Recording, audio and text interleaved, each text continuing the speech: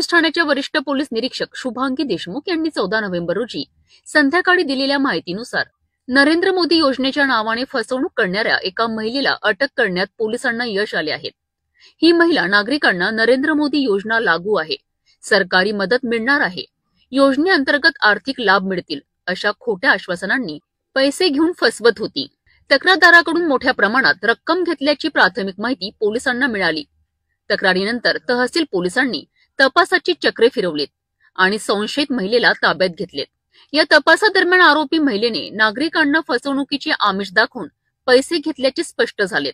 या प्रकरणी फसवणुकीचा गुन्हा दाखल करण्यात आला असून पुढील तपास सुरू आहे। वरिष्ठ पोलीस निरीक्षक शुभांगी देशमुख यांनी माहिती दिली आहे। वयोवृद्ध महिला यांनी पोलीस ठाणे तहसील येथे तक्रार दिली होती की नरेंद्र मोदी योजनेअंतर्गत कर्ज असणाऱ्या वृद्ध महिलांना पैसे वाटप चालू आहे अशी स्कीमची बतावणी करून एका अनोळखी महिलेने वयोवृद्ध महिलेच्या गळ्यातील सोनसाखळी वजन 5 ग्रामची ताब्यात घेऊन गहाण ठेवण्याकरता जाऊन पैसे घेऊन येते असे सांगून ती तिथून निघून गेली आणि पुन्हा वापस आली नाही। या आशयाच्या तक्रारीवरून पोलीस स्टेशन येथे गुन्हा दाखल करण्यात आला होता।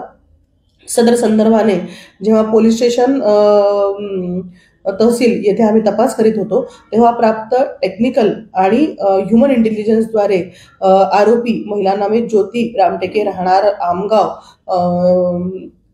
गोंदिया हिने सदरची बतावणी करून महिलेची फसवणूक केल्याचे निष्पन्न झाल्याने तपास पथक आमगाव येथे जाऊन महिलेला ताब्यात घेऊन आणि वृद्ध महिलेचा गळ्यातील पितळवलेले सोने नमूद महिलेच्या ताब्यातून घेऊन पोलीस ठाणे येथे आलेले आहेत।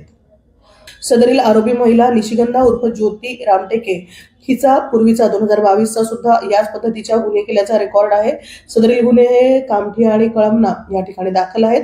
दिनांक 9 नोव्हेंबर रोजी सुद्धा तिने पोलीस ठाणे तहसील आणि पोलीस ठाणे जरीपटका येथे बतावणी करून अशा पद्धतीने वृद्ध महिलांना फसवलेले आहे आणि ही